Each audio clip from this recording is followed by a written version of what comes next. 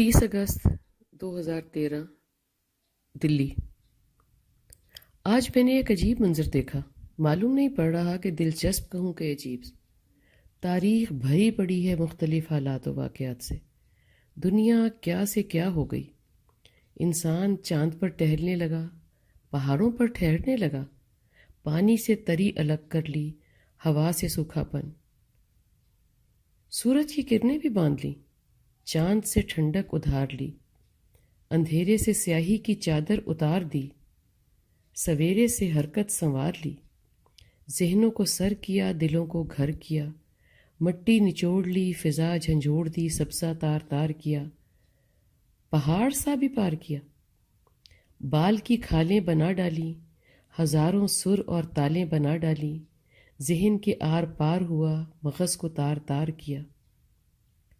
سب کیا، سب ہوا، ہو رہا ہے، ہوتا جا رہا ہے، پھر انسان کیوں رب کا تماشا بنا رہا ہے؟ کل کھلی سواری میں نے خود کو تڑپتے دیکھا، آج اٹھا تو فلک کو برستے دیکھا۔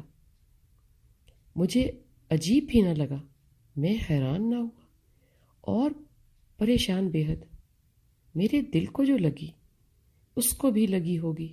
میرا دل رویا، آنکھ نے حوصلہ کیا، وہ اتنا افسردہ ہوا کہ دلی جل تھل ہو گیا۔ فلک کی مچل، زمین جل تھل، دلوں کی ہلچل، مگر پھر بھی میری وہی اٹکل، نہ سمجھی کی دلدل۔ کھلی سواری سے یاد آیا، رب تیرا کی حال ہے؟ سڑک کنارے بہت بھیڑ دیکھی، اشارہ بند تھا۔ میں اچک اچک کر دیکھنے لگی، آخر بک کیا رہا ہے؟ کس شے کی بولی چل رہی ہے؟ تھڑے کا دکاندار رنگ بدل رہا تھا، گاہک بھی کندھے اچک رہا تھا۔ تکرار اونچی، بہت اونچی ہو جاتی، کبھی رک جاتی، جھک کر کچھ اٹھایا جاتا، پھر رکھ دیا جاتا، کبھی دھیرے کبھی سختی سے۔ آخر کار گاہک پلہ جھاڑ کے چل چلا۔ اب دکاندار آوازیں دینے لگا، ٹھیک ہے لے لو، نہ تیری بات نہ میری بات، آج تو کوئی گاہک ہی نہیں آیا۔ لگا سودا ہونے چلا ہے۔ گاہک پلٹا، جیب میں ہاتھ ڈالا، چند نوٹ، چند سکے ٹٹولے، زمین پر بیٹھ کر سودا چننے لگا۔ دھن تھمایا اور سودا اٹھایا۔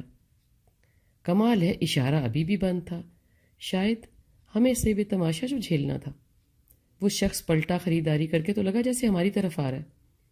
نہیں، مگر وہ ادھر آ تو ضرور رہا تھا، مگر شاید اس کو یہاں سے سڑک کراس کرنی تھی۔ قریب آیا تو مجھ سے رہا نہیں گیا، میں نے پوچھ ہی لیا بغیر پریشان ہوئے، آپ کا سودا اچھا رہا، آپ نے کیا خریدا؟ بولا، بھگوان۔